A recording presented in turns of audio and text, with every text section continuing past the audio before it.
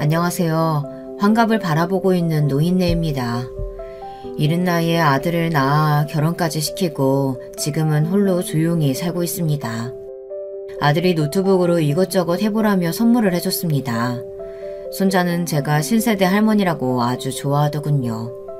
익숙하지는 않아도 잘 사용을 하고 있어요. 그러다 글을 쓰게 됐는데 아들내미가 자주 애청하는 곳에 사연을 신청해보라고 해서 이렇게 신청을 해봅니다. 저는 이른 나이에 아들을 가지게 되어 아이를 키우고 장가도 보내고 이른 나이에 손자를 보게 됐습니다. 벌써 손자놈이 고등학교에 들어갈 나이가 됐으니 말입니다. 제 자식만은 일찍 결혼을 하지 않았으면 좋겠다고 생각했는데 부모 팔자 따라간다고 저희 아들도 이른 나이에 아이를 가지게 돼서 이 나이에 다 큰 손주도 있게 됐네요. 지금이야 평화롭고 행복하게 살고 있지만 그 전에 참 말도 아니었습니다. 먼저 제 소시적 인생부터 박복했습니다. 전 어렸을 적부터 풍족하게 살지 못해 남들 가는 대학에 가보지도 못한 채 일을 하게 됐습니다. 저는 어렸을 적 제가 너무 불행하다고 생각했어요. 하지만 아이가 생기고 알겠더라고요. 저희 집이 돈이 없을 뿐이지 굉장히 행복한 가정이었다는 걸 알게 됐습니다. 저희 집은 찢어지게 가난했습니다. 하지만 그 시절 아버지들과는 다르게 저희 아버지는 굉장히 부드러운 사람이었어요. 어머니를 굉장히 사랑하셨거든요. 저희에게도 차별 없이 사랑을 주셨어요. 하지만 그 시절 철없는 아이가 뭘 알겠습니까? 그저 가난한 부모님이 원망스러울 따름이었습니다. 가난은 죄라고 생각했습니다.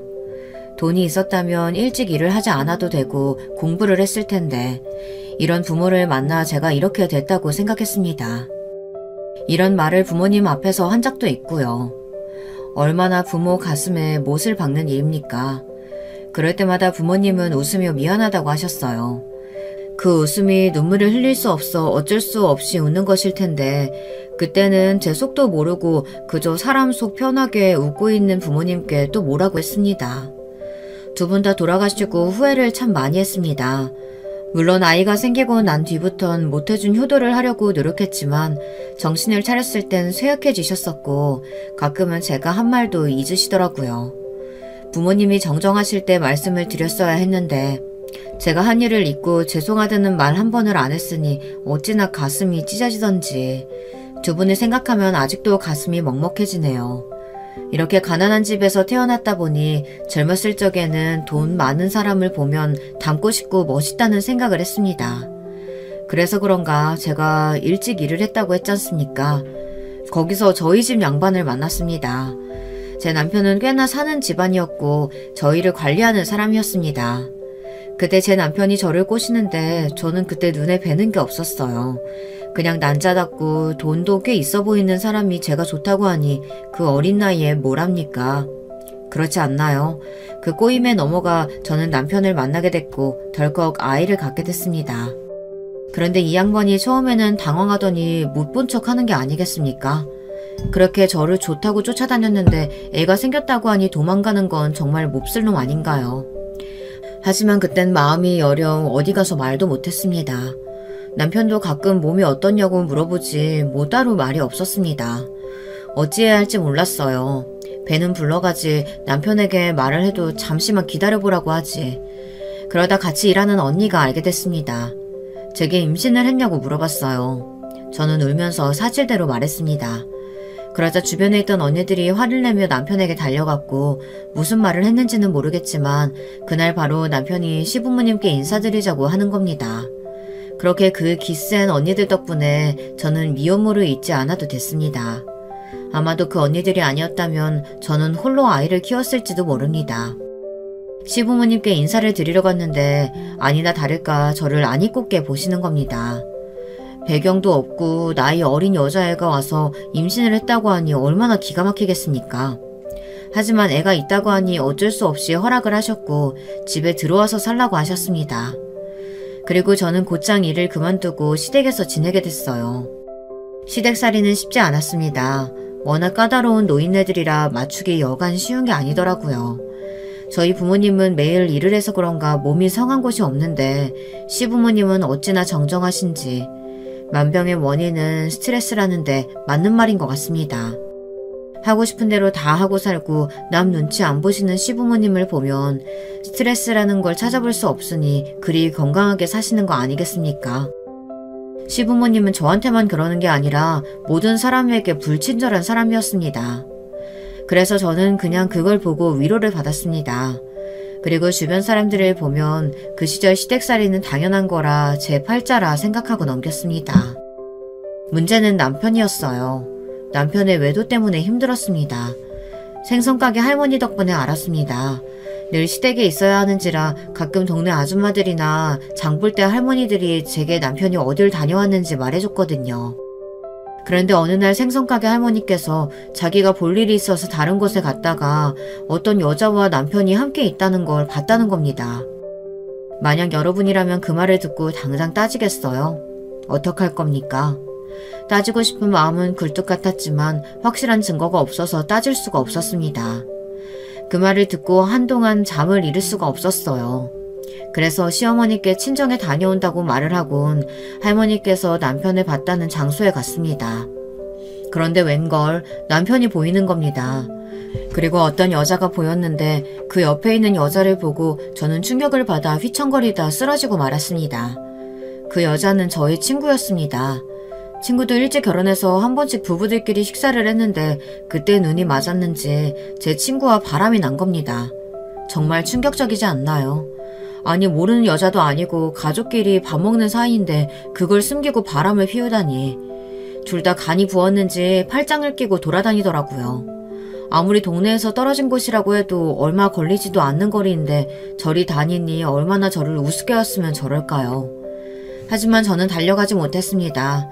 그 자리에서 주저앉아 둘이 떠나는 걸 볼 수밖에 없었습니다. 마음으로는 욕을 하고도 남는데 막상 제 친구와 있는 모습을 보니 갈 수가 없더라고요. 그렇게 며칠을 혼자 소가리를 했습니다.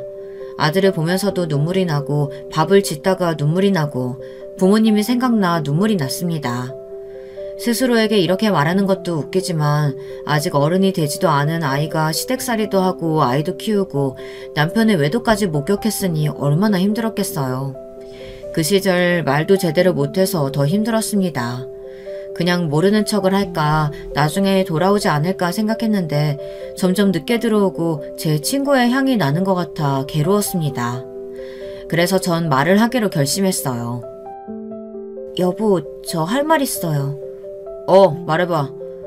혹시 미정이랑 따로 만나요? 뭐? 그게 무슨 소리야? 따로 만나기는 뭘 따로 만나? 남편은 아니라고 제게 거짓말을 하더군요. 그리고 되려 자기가 큰 소리를 쳤습니다. 너 어디 가서 이상한 소리 하고 다니기만 해봐. 만나기는 무슨, 뭔 헛소리 하고 있어?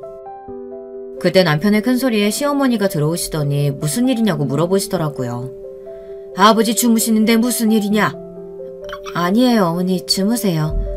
아니, 이 사람이 저보고 다른 여자 만나냐고 하지 뭡니까? 뭐?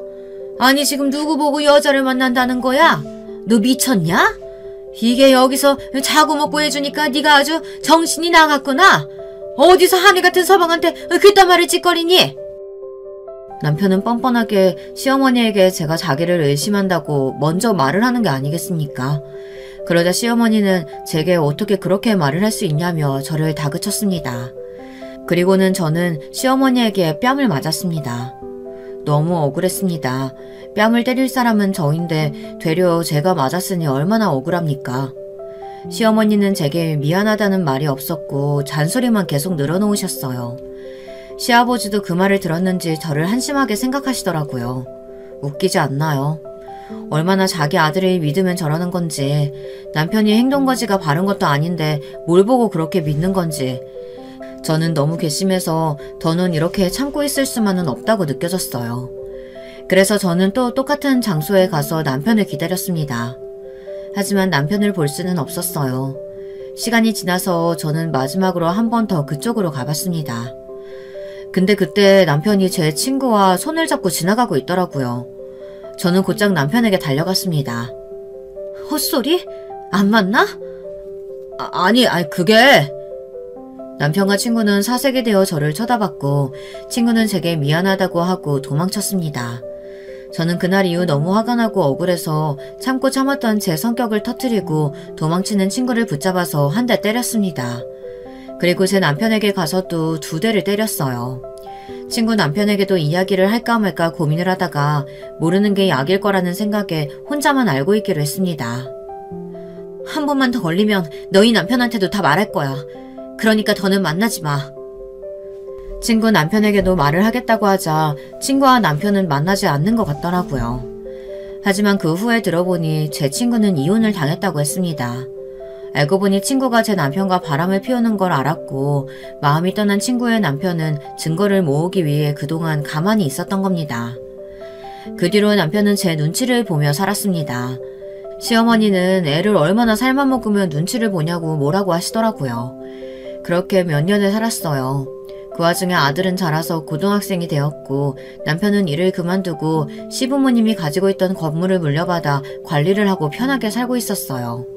그러면서 옆에 애들이랑 희희낙낙 아주 재밌게 매일 놀길래 매번 그 꼴을 보고 살 수는 없다고 따로 살자고 이야기를 했더니 이혼은 죽어도 안 된다고 이야기를 하더라고요. 나도 이렇게는 더 못 살아. 당신 옆에 애들이랑 노는 거 모를 줄 알아? 그리고 내가 지금 나이가 몇인데 아직도 어머님 아버님 모시고 살아야 돼? 이제 당신이 모시던지 형님 보고 모시라고 해. 나는 몰라. 아니면 나 이혼해. 남편은 이혼을 하면 부모님은 분명 쓰러지실 거라고 말을 하더라고요. 하지만 남편은 분명 다른 이유가 있었을 거라고 생각이 듭니다. 시부모님은 처음에 저를 아주 싫어하셨지만 알죠. 고약한 성질을 가진 사람도 제 사람이면 끔찍히도 아끼는 거. 몇십 년을 함께 살고 제가 이것저것 챙겨주니 시부모님도 자기 자식보다는 제가 낫다고 생각하시는 것 같았습니다. 나이가 들고 나니 시부모님이 저를 다르게 대하더라고요. 그래서 종종 남편에게 재산을 저에게 줘야겠다며 자식들 다 필요 없다고 말을 하는 겁니다. 물론 말만 그렇겠지만 좀 다르긴 달랐어요. 어느 날은 시아버지께서 이렇게 말씀하셨습니다. 네가 성질 고약한 노인네들 맞춰주느라 힘들었다. 어린 나이에 와서 힘들었을 텐데 잘 버텨줘서 고맙다. 너도 힘들면 말하거라. 내가 따로 집 마련해 줄 테니 너도 이제 편히 쉬어야지. 시아버지의 말을 들으니 눈시울이 붉어지더라고요. 그래도 제 마음을 알아주셔서 감사했습니다. 그러고는 얼마 안 가 시아버지는 돌아가셨어요. 그리고 정말 시아버지께서 집을 주셨습니다. 시어머니도 제게 말을 하더라고요. 그때는 참 미안했다. 우리가 못나서 못난 자식 감싼다고 그랬어. 이혼은 하지 말고 그냥 조용히 따로 살면 안 되겠니? 시어머니께서 저희가 했던 이야기를 들었나 봅니다. 시어머니께서 먼저 별거 제안을 했고 그래서 결국 남편과 별거를 하게 됐어요. 저는 부록의 나이에 자유를 맛볼 수 있었습니다. 자유를 느끼고 있을 때쯤 집에만 있기 적적해서 작은 반찬 가게를 냈습니다. 제가 어머니를 닮아 손맛이 좋아 장사는 잘 됐습니다. 그러다가 밥집도 같이 하게 됐는데 밥집이 잘 돼서 합치게 됐어요. 늘 남편에게 돈 받기 그랬었는데 이제는 떳떳하게 제 돈으로 아들 학비까지 책임질 수 있으니 그 양반 얼굴을 보지 않아도 돼서 속이 시원했습니다. 물론 시아버지가 주신 돈이 없었다면 이런 생활을 할 수도 없었겠지만 저도 그만큼 한 게 있으니 받은 거라 생각하고 아주 편안하게 살고 있었어요. 아들이 여자를 데려오기 전까지는요. 저희 아들은 뭐든 곧잘 하는 아이였고 남자 아이들 치고는 굉장히 순한 편이었습니다. 뛰어노는 것보단 책을 보는 걸 좋아했고 제 말은 정말 잘 들었어요. 운동을 못하는 게 아쉽기는 하지만 그래도 체격은 남편을 닮아 꽤 좋은 편이라 다행이었어요. 생긴 건 저를 닮아 꽤나 생겼고요. 이건 제 자식이라서 그런 게 아니라 주변에서 다 하는 말입니다. 절대 제 자랑이 아닙니다. 그런 제 자랑스러운 아들이 여자를 데려왔습니다. 임신을 했다지 뭡니까. 그 말을 듣고 시부모님이 얼마나 뒷목을 잡았을까 생각이 들더라고요. 한 번도 속을 썩인 적이 없는 아들이 이런 대형 사고를 치니 할 말이 없었습니다. 심지어 아들은 공부를 한다고 군대도 다녀오지 않았습니다. 그렇다고 아이를 가진 사람은 내칠 수도 없는 노릇이고 어쩔 수 없이 허락을 했습니다. 그래도 며느리가 될 아이는 참 싹싹하더군요. 그런데 나이를 듣고 또 놀랬습니다. 당연히 또래나 어릴 거라고 생각했는데 30이라는 겁니다.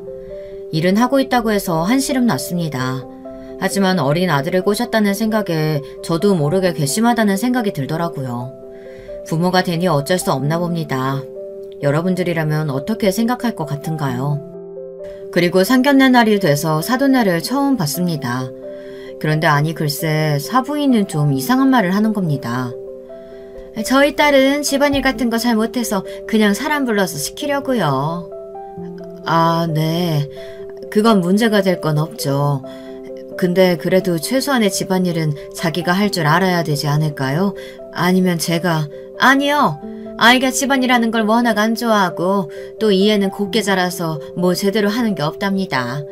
그러니 그냥 사람 부르는 게 좋을 것 같아요.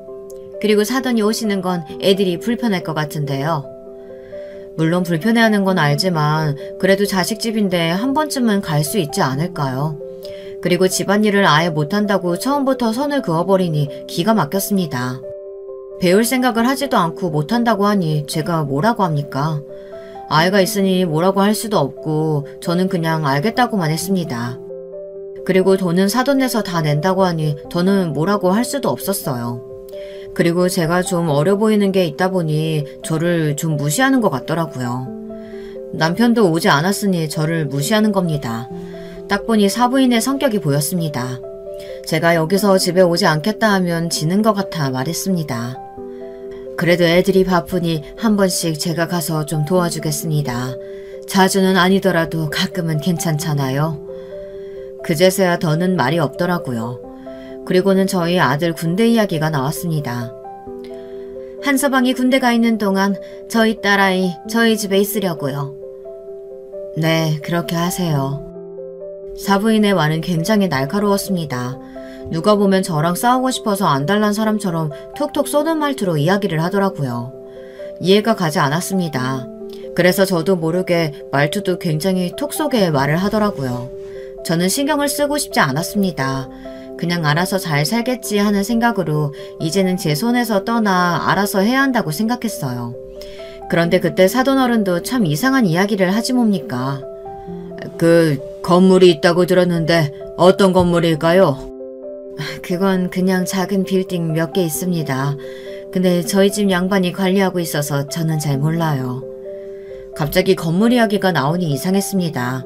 저는 아들을 바라보니 아들이 제 눈을 피하더군요.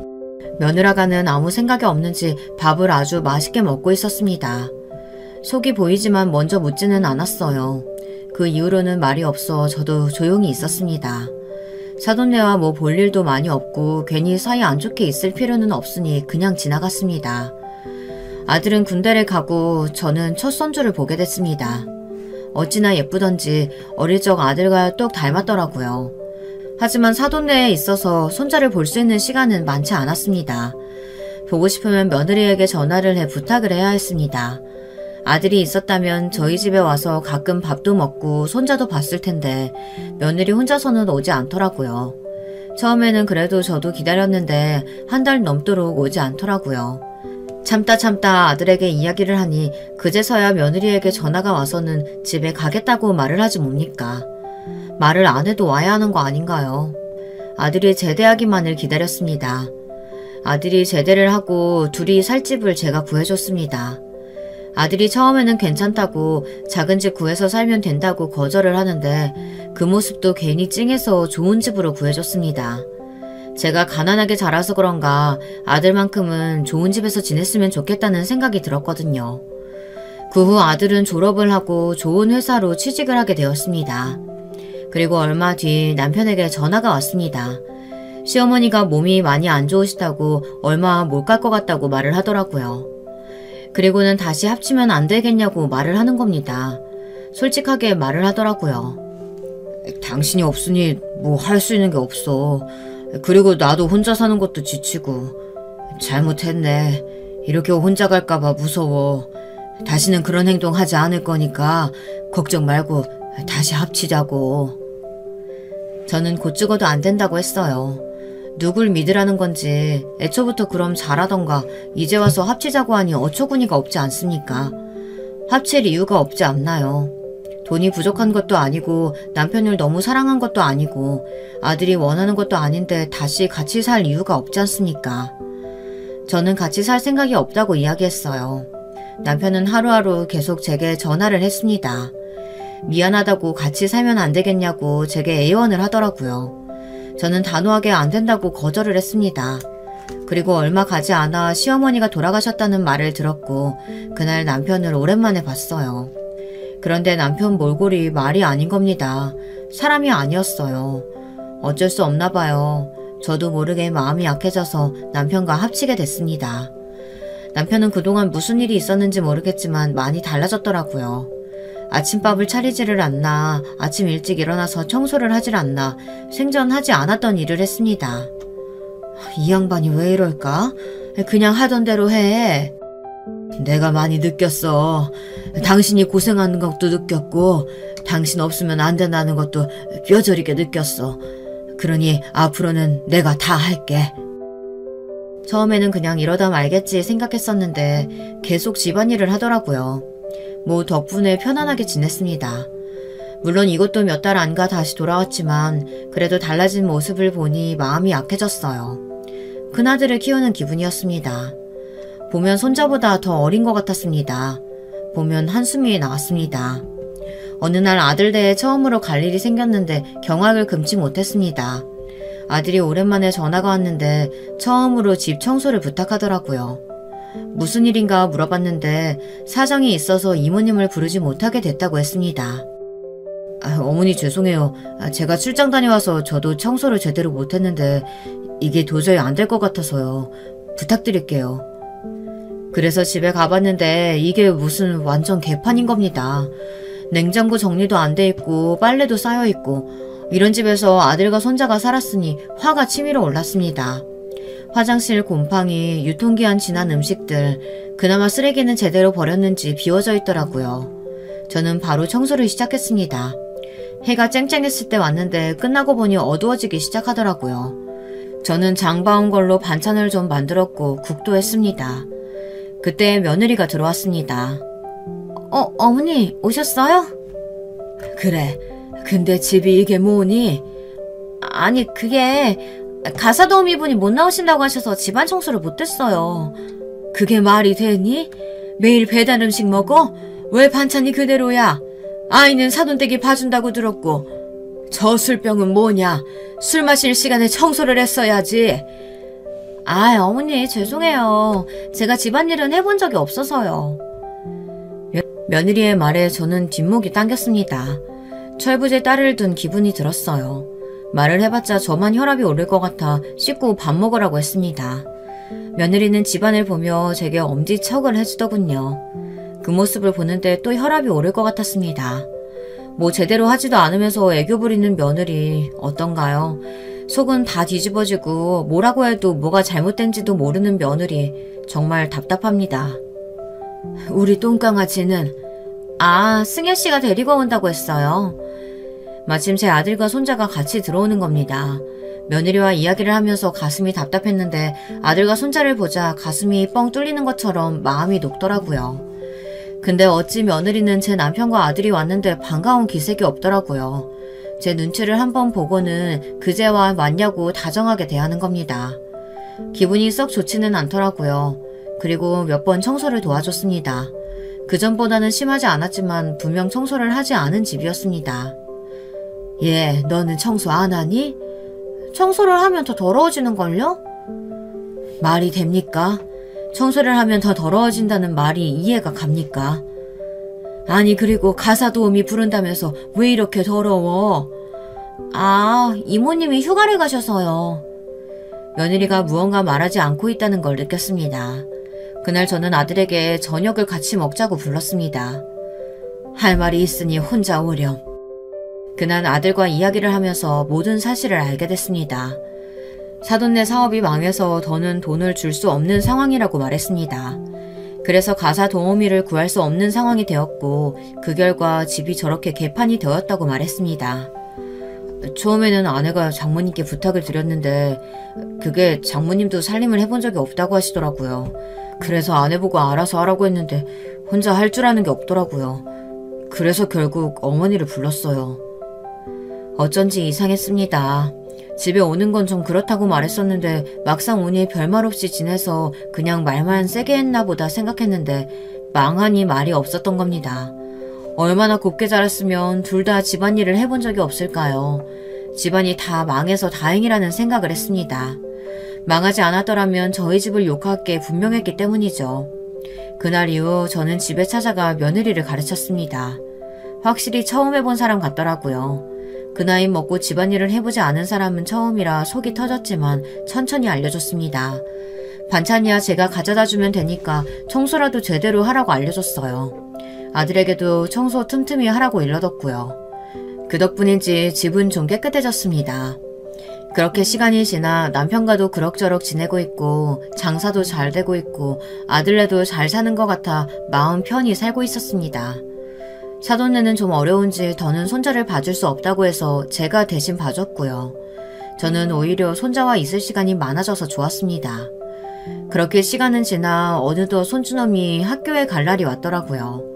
그 사이 며느리가 갑자기 일을 그만두겠다고 했습니다.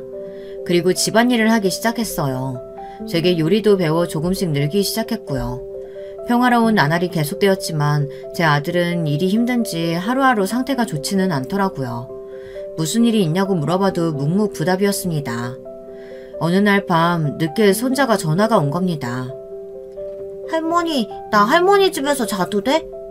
무슨 일이 있어? 엄마 아빠가 좀 싸워. 할머니 집 가도 돼? 얼마나 심하게 싸우면 아이가 전화가 와서 집에 가도 되냐고 물어보는 겁니다. 저는 빨리 집에 오라고 말했습니다. 아이 말을 들어보니 요 근래 자주 다툼이 있었다고 했습니다. 오늘은 유독 심해서 어쩔 수 없이 저한테 전화를 했다고 했어요. 아들이 요즘 힘들어 보였는데 거기에 관련되어 있다고 생각을 했지만 도저히 무슨 이유 때문인지 모르겠더라고요. 혹시 며느리가 회사를 그만둔 것 때문인지 아니면 손자 때문인지 돈 때문인지 오만 가지 생각을 하게 되더라고요. 그래서 저는 아들을 불렀습니다. 너 요즘에 뭐 문제 있니? 얼마나 싸웠으면 애가 우리 집을 찾아와? 죄송해요 어머니. 다 해결됐어요. 혹시 돈 때문에 그래? 아니면 뭐 다른 문제 있어? 아니에요. 그냥 서로 좀 서운한 일이 있어서 그랬어요. 그 말을 하면서도 아들의 표정은 좋지 못했어요. 하지만 더는 물어보면 안 될 것 같았습니다.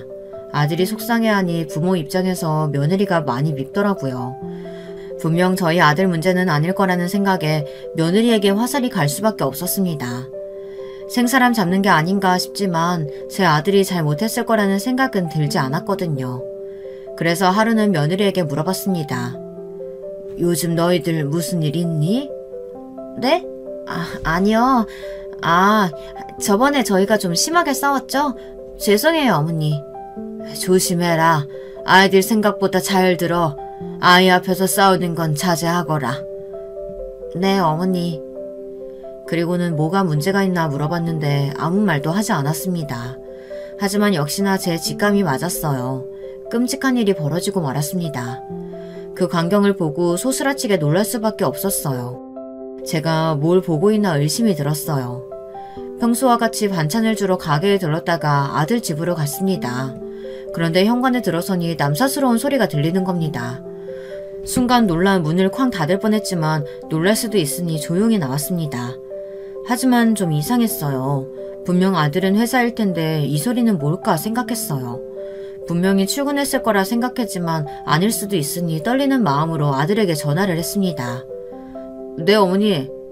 아들은 아무렇지도 않게 전화를 받더라고요. 집으로 가려는데 애미는 집에 있나? 네 있을걸요? 오늘 어디 간다는 소리는 못 들어서요. 그 순간 머리를 한 대 맞은 듯 어지러웠습니다. 그럼 그 소리는 뭐였는지. 그래 회사고? 그럼요. 어머니 늘 감사해요. 반찬 잘 먹을게요. 저는 아들에게 무슨 말을 해야 할지 몰랐습니다. 알겠다고 하고 끊었어요.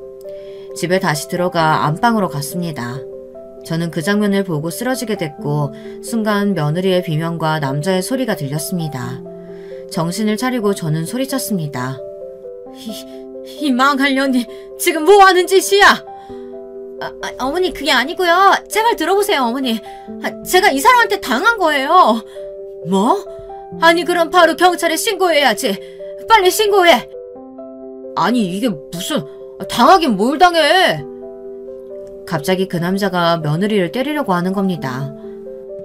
어머니 도와주세요. 저는 곧장 경찰에 신고를 했습니다. 미쳤어? 이 할망구가 어딜 신고해? 너 미쳤어? 너 좋다고 그럴 땐 언제고? 당해? 이 미친년이! 어떻게 해야 할지 몰랐습니다. 경찰이 빨리 오기만을 기다렸어요. 경찰은 10분 뒤에 왔습니다. 그리고는 며느리와 그 남자를 데리고 경찰서로 갔어요. 며느리는 하염없이 울고 있었어요. 며느리는 너무 억울하다며 울고 그 남자는 며느리를 째려보고 있었습니다. 저는 이 상황이 무슨 상황인가 머릿속으로 정리를 하고 있었습니다. 아무리 생각해봐도 이게 무슨 상황인지 그 당시에는 이해가 가지 않더라고요. 하지만 저렇게 억울하게 울고 있는 며느리를 보자니 정말 당한 것 같기도 하고, 하지만 또 남자의 말을 들어보면 아닌 것 같기도 하고 혼란스러웠습니다.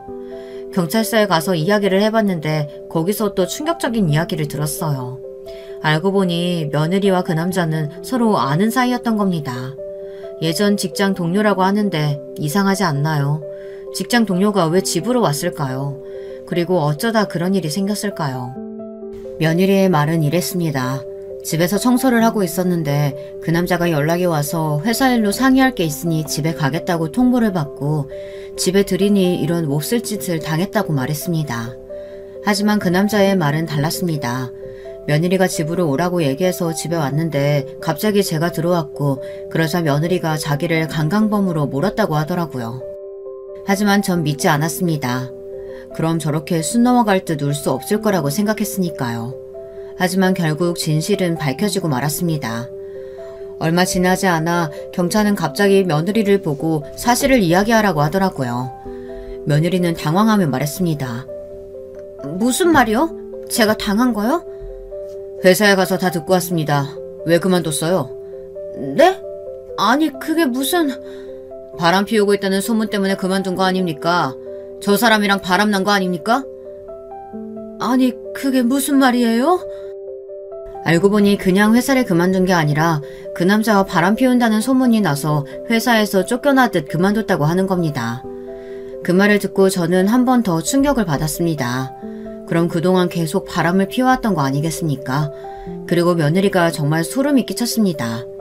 그러면서 자기는 피해자인 척 저를 속이고 온 거잖아요. 소름 끼치지 않나요? 봐봐요, 제 잘못 아니잖아요. 아니긴 뭐가 아니야. 같이 바람핀 놈도 잘못이겠지. 어머니 그게 아니라... 이 독한 거. 너는 내 앞에서 그런 꼴을 보여주고도 거짓말을 해? 이것이 잘못했다고 빌어도 모자를 파네? 거짓을 고해? 어머니 잘못했어요. 한 번만 봐주세요. 그때 아들이 경찰서로 들어오더라고요. 그리고 아들이 며느리의 뺨을 때렸습니다. 그만두세요.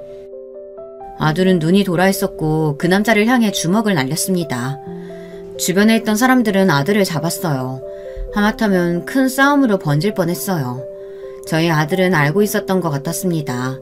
저는 순간 가슴이 먹먹했습니다. 숨을 쉴 수가 없었어요. 몸이 저려왔습니다. 점점 의식을 잃어갈 것 같았어요. 아들이 놀라 저에게 달려왔고 경찰도 놀라서 구급차를 불렀습니다. 순간 두려움이 몸을 지배했어요. 다행히 아무런 문제는 없었습니다. 그냥 갑자기 스트레스를 받아 호흡곤란이 온 것 같다고 말했어요. 어머니 괜찮으세요? 미안하다. 어머니가 왜요? 왜 미안해요? 순간 아들이 눈물을 흘리더라고요. 크고 나서는 아들의 눈물을 본 적이 없었는데 그때 아들이 눈물을 흘리더군요.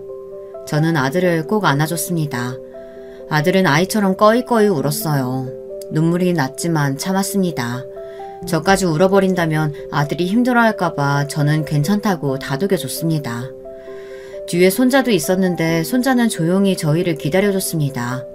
그 모습이 어찌나 지 아빠를 닮았는지 배려하는 모습이 꼭 자기 아빠와 닮아있더군요. 그래서 언제부터 알았니? 최근에 알았어요. 그럼 그것 때문에 싸웠니? 아들은 아무 말이 없었습니다. 고생했다.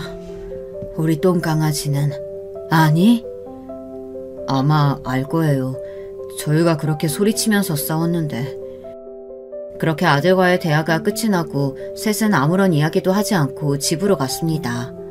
그 후 어떻게 됐는지 물어보지도 않았습니다. 아들과 손자는 집으로 돌아가지 않고 제 집에서 잤습니다. 그 다음날 주말이라 저희는 오랜만에 다 같이 밥을 먹었습니다. 그 어떤 말도 할 수 없었어요. 이혼할 거예요. 뭐? 이혼이라니? 남편은 아무것도 모르고 아들이 이혼을 한다고 하니 놀라서 안 된다고 말하더라고요. 당신은 아무것도 모르면 가만히 있어요. 남편은 그제야 아무 말 없이 저희를 지켜보고만 있었습니다. 그 뒤에 남편은 제게 슬쩍 물어보더라고요. 무슨 일 있어? 바람 났어요. 뭐? 누가? 내 새끼가 바람을 피워? 이놈이? 우리 아들이 당신이에요? 며느리요. 그 망할 것이 바람 피웠어.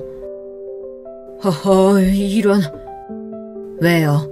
막상 아들이 바람 맞으니 마음 아파요? 망할 영감. 남편은 아무 말도 하지 않았습니다. 저도 남편에게 한 소리 할까 했지만 심장이 요동쳐 그만 이야기를 마쳤습니다. 그리고 며칠 뒤 며느리가 저희를 찾아왔어요. 큰 꽃다발과 반찬을 가져왔더라고요. 저는 돌아가라고 말했습니다. 하지만 그 말을 듣지 않더라고요. 며느리는 그대로 무릎을 꿇었습니다. 어머니 죄송합니다. 한 번만 용서해 주세요. 그 사람 좀 알려주세요.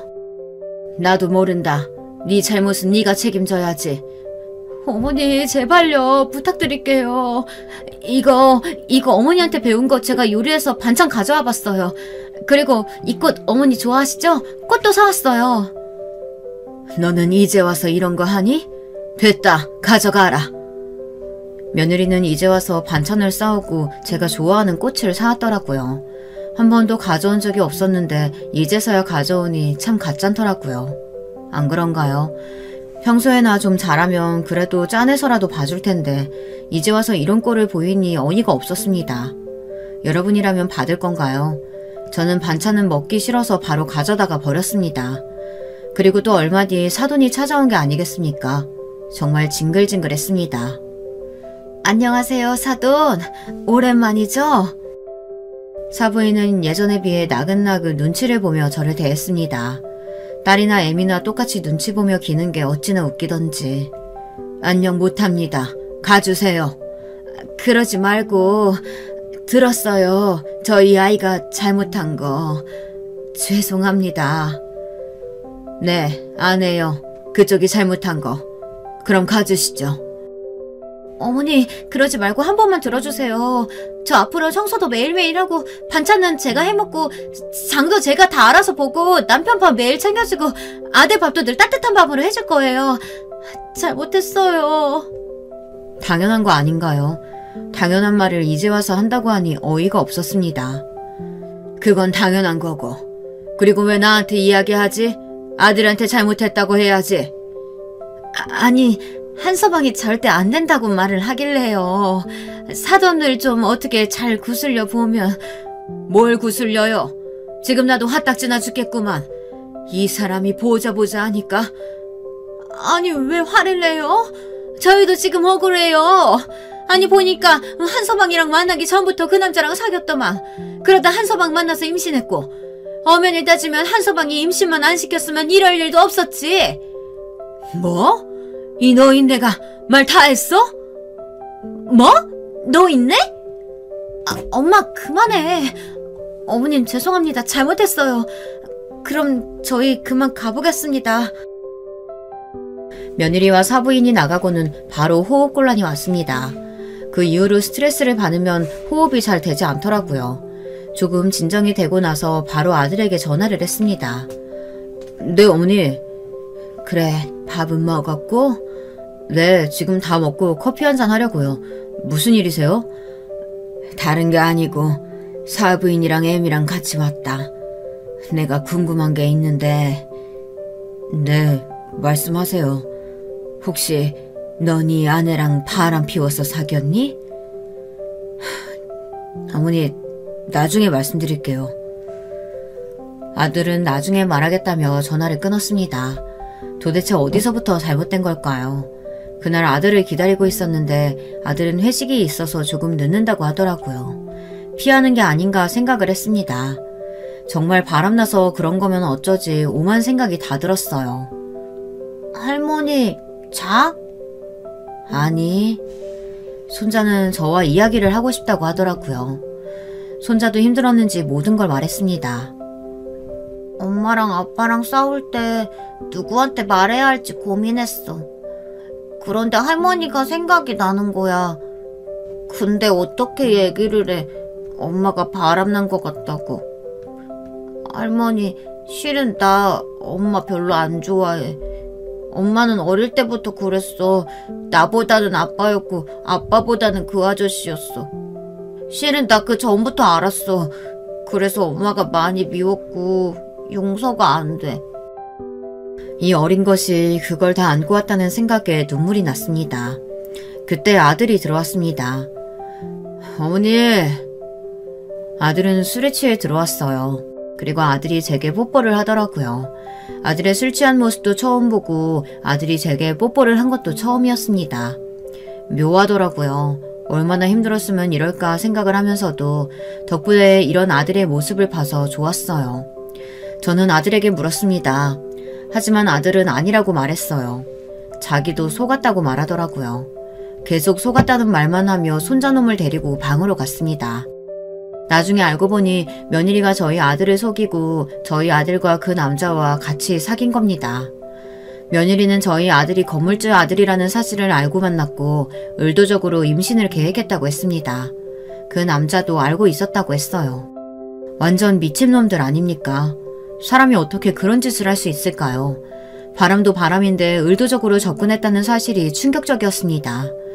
그날 아들과 저 그리고 손자까지 많은 이야기를 나눴습니다.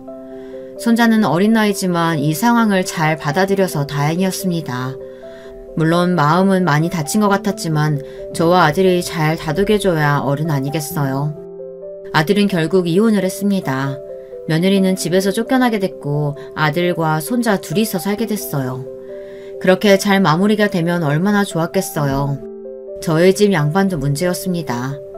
처음에 좀 잘하나 싶더니 그새를 못 참고 바람을 피운 겁니다. 어떻게 알았냐고요? 몰랐습니다. 그냥 제가 한번 찔러봤더니 제발 저려서 말을 하더라고요. 웃기지 않나요? 역시 한번 바람 피운 놈은 계속 피우나 봅니다. 그게 아니고 딱 한 번 만났어. 그냥 서로 놀았지. 다 늙어서도 그렇게 여자가 좋디? 그리고 이 양반아, 이제는 놀랍지도 않다. 아휴, 이만 갈라섭시다. 다 늙어서도 그러고 싶을까요? 제가 동네 아줌마들한테 들었더니 남편이 꽤나 유명하더라고요. 남편은 돈이 좀 있으니 그걸로 아줌마들을 꼬시는 것 같았습니다. 심지어 어린 아가씨들도 꼬셨다는 소문이 돌았습니다. 그런 남자와 또 한 번 합쳤다니 제가 참 바보 같았어요. 결국 저는 또 한 번 남편과 갈라서게 됐습니다. 아들의 권유로 아들과 손자와 함께 살게 됐습니다. 전에 살던 집은 월세를 받았고 제 남편은 쫓아냈어요. 아들애와 합친 또 다른 이유가 있었습니다. 그 이후로는 조금만 스트레스를 받으면 숨이 잘 쉬어지지 않더라고요. 종종 아들과 손자도 그 모습을 봐서 걱정을 많이 하더라고요. 그래서 병원을 가보라고 권유를 했고 외과, 내과, 신경과를 가다 결국에는 정신과로 가서 진단을 받았습니다. 생각보다 제 상태가 심하더라고요. 저는 몰랐습니다. 다 늙어서 뭘 가나 했는데 생각보다 제 나이 사람들도 많이 가는 겁니다. 그래서 병원을 다니면서 상담도 받고 약을 먹으며 호전되길 기다리고 있네요. 아들네와 같이 지내서 그런지 전보다 상태도 좋아졌고요. 혹시 여러분도 그런 증상을 가진 사람이 있을까요? 여러분들도 힘들 때 참지 마시고 병원에 가보세요. 생각보다 다양한 사람이 많이 있습니다. 저처럼 끙끙 앓다가 가지 마시고 초기에 가서 약을 받아 상담도 받아보세요. 조금씩 괜찮아지는 걸 느낄 겁니다. 병원에 갔다 온 뒤로 좀 괜찮아지는 걸 느꼈으니까요. 그리고 제가 놀라운 이야기 하나 해드릴까요? 아들에게 들었는데 며느리가 결혼을 했다는 겁니다. 그 남자와 결혼식을 올렸다는데 그 남자가 주식을 잘못해서 전 재산을 다 날렸다고 하더라고요. 그 이야기를 듣고 어찌나 고소하던지 그리고 남편은 이 여자 저 여자 찝쩍거리다 아줌마들 사이에서 소문이 나서 동네를 돌아다닐 수 없을 지경까지 갔습니다. 아들은 지금 마음의 상처를 치유 중인 것 같아요. 생각해보면 아들이 제 팔자를 똑 닮았더라고요. 그래도 아들에게만큼은 풍족하게 살았으면 해서 물질적으로는 모든 걸 해줬어요. 그것까지도 닮았으면 전 서급했을 겁니다. 어쨌거나 저는 아들과 손자와 잘 지내고 있습니다. 그 일이 있고 아들과 저는 훨씬 가까워졌습니다. 가끔은 남편 이야기를 하며 어떻게 견뎠냐고 물어보더라고요. 그리고는 제게 연애할 생각이 없냐고 물어보는 겁니다. 저는 당연히 없다고 했어요. 그렇게 남편의 외도와 며느리의 외도를 보면서 어떻게 사랑을 믿겠습니까? 그리고 아들이 한동안 머뭇거리며 물어보더라고요. 아들은 어릴 때 자기를 낳아서 후회한 적이 없느냐고 물어봤습니다. 아시잖아요. 자식 낳은 걸 후회한 사람이 있을까요? 저는 한 번도 후회한 적이 없다고 말했어요. 아들은 저를 안으며 고맙다고 해줬습니다. 저도 모르게 눈물이 흘렀습니다. 그 모습을 보고 손자도 저를 안아주며 사랑한다고 말하더라고요. 아이들이 잘 자라줘서 고마웠습니다. 결혼은 후회하지만 자식을 낳은 건 후회되지 않았어요. 아마도 공감을 하시는 분이 계시지 않을까요? 이렇게 예쁜 아이들을 보면서 후회할 부모가 있을까요? 마지막으로 제가 요즘 저에게 많이 하는 질문을 하고 끝내도록 하겠습니다. 여러분의 결혼 생활은 어떤가요? 혹시 결혼 생활 때문에 힘들지는 않나요? 아니면 여기저기 치여서 힘들지 않나요? 여러분의 상태는 어떤가요? 그리고 심하게 스트레스를 받았을 때 어떻게 하나요? 요즘 저의 제일 큰 고민인데 저는 명상을 하면서 제 마음을 바라보고 있습니다. 여러분도 한번 해보세요. 그럼 제 이야기 들어주셔서 감사합니다. 모두 행복한 하루 보내세요. 여러분, 두 번째 사연 시작하기 전에 좋아요, 구독 꼭 눌러주실 거죠? 그럼 두 번째 사연 바로 시작합니다. 안녕하세요. 저는 현재 서울 강남에 거주하는 50대 후반 여자입니다. 오랜만에 고향 친구들을 만나서 열심히 수다를 떨다 제 얘기가 너무 재밌으니 제보하라는 친구의 말에 용기를 내보았어요. 생각해보니 저도 제 인생이 진짜 파란만장하더라고요. 어린 시절 저는 가난한 농부의 딸로 태어났는데 그때까지만 해도 이렇게 살 줄은 전혀 몰랐습니다. 제 고향은 지방이고 서울에서 차를 타고 가면 5시간이 걸리고 교통편도 그리 좋지 않은 산골입니다. 태어나길 거기서 태어났으니 전 어릴 때는 서울이라는 존재도 잘 모르고 살았어요. 게다가 제가 장녀라서 아래로 동생만 4명이고 위로는 아무도 없으니 새로운 세상에 대한 소식은 전혀 몰랐죠. 어머니와 아버지는 동네에 있는 밭에서 농사를 지으셨고 우리 고향은 너무 작아서 서로가 진짜 밥수저가 몇 갠지 다 아는 사이였어요. 5남매의 첫째 딸이었던 저는 학교도 가지 못하고 집에서 엄마를 도와 밥하고 동생 기저귀를 갈기도 했습니다. 아직도 기억나는 사건이 하나 있는데 제가 막내랑은 11살 차이가 나요. 초등학생 때였는데 학교에서 수업을 듣고 집으로 갔는데 막내가 집에 없었습니다. 고작 3살인 애가 어딜 갔는지 보이지도 않고 몸집도 작으니 발견하기도 쉽지 않았죠. 밭에 가서 엄마한테 사실을 알리니 엄마도 막내가 어딨는지 모르고 동네 어른들에게 물어도 아무도 몰랐어요. 혼자 울면서 찾아다녔는데 결국 찾긴 했습니다. 막내는 우리 동네에 있던 오래되고 작은 절에서 발견됐어요. 식구들이 그렇게 찾은 것도 모르고 혼자 신나서 절을 돌아다니고 있어서 스님이 맡아주시고 계셨습니다. 그 이후로는 동생들이 걱정되어 학교를 자주 빠졌어요. 혹은 등교를 해도 점심을 먹기 전에 집으로 돌아온 날도 아주 많습니다. 제가 그렇게 학교에 가지도 않고 혼자 어린 나이에 동생들 먹일 밥을 하고 뒤치다꺼리를 하니 유일한 양가 친척이었던 고모가 안타깝게 여기셨어요. 아빠의 형제들은 다 돌아가시고 유일하게 고모만 남아서 우리랑 교류하고 있었는데 고모는 바로 옆 지역에서 살고 있었습니다. 찢어지게 가난한 집이라 안쓰러웠는지 고모는 고모의 사정도 좋지 않은데 우리 가족을 자주 챙겨주셨어요. 한 달에 한 번은 와서 고구마와 사과 같은 것들도 집에 주고 가시고 기저귀도 많이 사주셨습니다. 그렇게 제가 중학교 때까지는 집에서 고모의 도움을 받으며 가난하게 살고 있었는데 고등학교를 앞둔 어느 날이었어요. 저는 사실 고등학교에 진학하지 않으려고 했습니다. 왜냐하면 그냥 바로 공장에 가서 돈을 벌려고 했거든요. 지금은 고등학교 진학이 당연한 시대지만 저 때는 고등학교를 졸업하지 않거나 혹은 중학교도 졸업하지 않은 사람들이 종종 있었어요. 저는 제가 희생해서 돈을 벌고 우리 동생들은 제대로 학교에 보내고 싶었기 때문에 부모님과 긴 상의 끝에 그렇게 결정했습니다.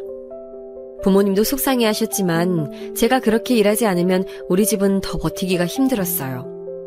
아버지 건강도 안 좋으셔서 예전처럼 긴 시간을 밭에서 보내기도 힘들었고 동생들이 크면서 아무래도 드는 돈이 많았습니다. 아주 기본적인 의식주도 해결되지 않은 상태였기 때문에 우리 집의 사정상 그때는 그게 최선이었죠. 학교에 가서 선생님께 말하니 선생님도 안타까워하셨는데 그러면서 제 결정을 존중해 주셨습니다.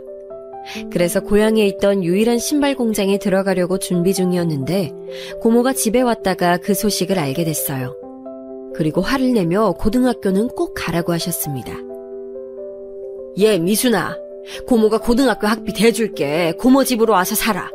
그래도 학교는 나와야지. 고모는 그러면서 부모님께 그래도 자식들 고등학교는 다 나오게 하라고 아주 크게 화를 내셨습니다. 제가 아무리 말려도 고모는 들은 척도 하지 않고 저를 강제로 그렇게 옆 동네로 데려가셨어요. 집안 사정은 고모부가 조금 도와줄 거고 차라리 제가 빨리 고등학교를 졸업하고 졸업장을 가지고 일을 하는 게 훨씬 제 인생에 도움이 될 거라고 하셨습니다. 그렇게 저는 고모의 집에서 고등학교에 다니게 됐는데 이것도 사정이 있어요. 사실 고모한테는 딸이 한 명 있었는데 그 딸이 어렸을 때 아주 어릴 때 죽었습니다. 제겐 사촌 동생이죠. 우린 넷째와 동갑인 아이였는데 아파서 죽었어요. 그래서 고모와 고모부는 그 나이 때의 여자아이들을 보기만 해도 눈물이 나와서 한동안 외출도 하지 못했다고 합니다. 제가 고모네 집에 얹혀 살며 고모부는 한 번도 저에게 눈치를 준 적이 없었고 오히려 사촌 오빠보다 저를 더 챙긴다는 것을 바로 제가 느낄 정도였어요. 그래서 어린 마음에 고모와 고모부가 우리 부모님이었으면 좋겠다고 생각했습니다. 흔히 남의 집에서 생활하면 눈칫밥에 제대로 밥을 먹지도 못한다고 하던데 전 아니었어요. 아직도 고모와 고모부에게는 고마운 마음뿐이랍니다. 고등학교 생활은 저에게 아주 큰 경험이었는데 일단 저는 남의 돈으로 공부하는 거니까 진짜 열심히 공부했어요. 물론 그래도 집 자체가 부유한 친구들을 따라가진 못했고 적당히 상위권을 유지했습니다. 제가 나온 고등학교는 공학이었는데 거기서 처음으로 남자친구를 사귀게 됐어요. 1학년 때 만났는데 그렇게 외모가 잘난 편은 아니었어도 참 다정하고 말도 많았습니다. 무엇보다 집 방향이 같고 고모네 집과 가까워서 자주 등하교를 같이 했는데 나중에 친해지고 한 사실인데 남자친구는 집이 아주 잘 사는 집이었어요. 동네에서 유명한 집일 정도로 잘 사는 집이었습니다. 고모한테 밥을 먹다 물어봤더니 바로 부자라고 말해주더라고요. 사촌 오빠는 공부를 못하고 노는 걸 진짜 좋아해서 친구들과 놀러 다니기 바쁜 사람이라 공부도 잘하고 다정한 모습에 제가 반하게 됐습니다. 다행히 그 친구도 절 좋아해서 서로 연애를 시작하게 됐어요. 부끄러워서 고모에게는 남자친구의 존재를 알리지 않았는데 고모는 바로 알게 됐습니다. 왜냐하면 바로 남자친구의 어머님이 우리 고모의 집으로 찾아왔어요. 애들이 사귄다던데 혹시 알고 계셨나요? 남녀가 만나면 사귈 수도 있지 그게 뭐가 대수냐고 묻는 고모의 말에 어머님은 어이가 없다는 얼굴을 하고 제게 당장 헤어지라고 하셨어요. 고모는 그런 어머님을 내쫓았고 저는 너무 놀랐습니다. 제가 이 얘기를 하면 다들 진짜냐고 묻던데 정말로 미성년자가 무슨 연애냐고 우리 고모네 집을 박차고 들어왔던 남자친구의 어머님은 거짓이 아니랍니다. 고모는 그 뒤로 저에게 그 아줌마에 대해 계속 욕하셨고 고모부도 화가 나셨어요. 제게 되도록 헤어지는 게 좋을 것 같다고 무슨 치맛바람이 저렇게 세냐고 욕하셨죠. 저는 고모와 고모부가 왜 싫어하는지 당연히 이해는 했는데 이상하게 머리로는 저도 지독하게 엮이기 전에 헤어져야 한다는 사실을 알았지만 막상 현실로 헤어지진 못했어요. 그렇게 남자친구와는 어머님의 눈초리를 피해서 사귀었는데 몰래 하는 연애라서 그럴까요? 너무 재밌었습니다. 제가 앞에 말한 고향 친구들이 바로 이때 고등학교 친구들인데 아직도 만나면 이때 얘기를 하느라 시간 가는 줄 모를 정도예요. 행복하고 말도 많았던 고등학교 시절이 지나고 저는 진로에 대해 고민하기 시작했습니다. 사촌 오빠는 방황하다 삼수 끝에 대학을 갔던 상태였고 고모부는 저에게 되도록 대학 진학을 고민해보라고 하셨어요. 하지만 우리 부모님은 고등학교는 나왔으니 이제 빨리 돈을 벌기를 원하셨죠. 제가 고모 집에서 고등학교에 다니며 방학에 본가에 갈 때 사실 마음이 매우 좋지 않았습니다. 따뜻한 집에서 따뜻한 밥을 먹으며 편하게 고등학교에 다니던 저와 달리 동생들은 제대로 된 난방도 없는 곳에서 감자로 끼니를 때우고 있었거든요. 그래서 고모와 고모부의 제안도 거절하고 결국 취업하게 됐는데 고모한테 양해를 구하고 고모네 집과 가까운 곳에서 일하게 됐습니다. 저도 돈을 버니까 본가에도 돈을 보내고 고모에게 생활비도 줄 수 있어 아주 기뻤어요. 졸업하고 작은 회사에 취업한 저와 달리 제 남자친구 진철이는 대학에 진학하게 됐습니다. 즐거웠던 고등학생 시절과 달리 물리적으로 남자친구와 저는 멀리 떨어져서 자주 보지 못했어요. 왜냐하면 남자친구는 서울에 있는 학교에 입학해서 아예 서울에서 자취를 시작하게 됐거든요. 제가 만약 같은 학생이라면 어떻게든 시간을 내서 많이 찾아갔을 텐데 회사에 다니느라 그러지도 못했습니다. 확실히 처음 하는 사회생활은 힘든 시기였는데 그때 제대로 얼굴을 보지 못하니까 너무 슬펐어요. 고등학교 때 의지하던 대상이었던 남자친구의 존재가 옆에서 사라지니 사귀어도 사귀는 것 같지 않았습니다. 결국 저는 20살 여름에 헤어지자고 제가 먼저 말하게 됐어요. 제가 그렇게 말하니까 절대 헤어질 수 없다며 붙잡던 남자친구는 더 만날 힘이 없었습니다. 사실 저는 그렇게 이별하게 되면 그냥 깔끔하게 끝날 줄 알았는데 생각보다 남자친구는 저를 많이 붙잡았어요.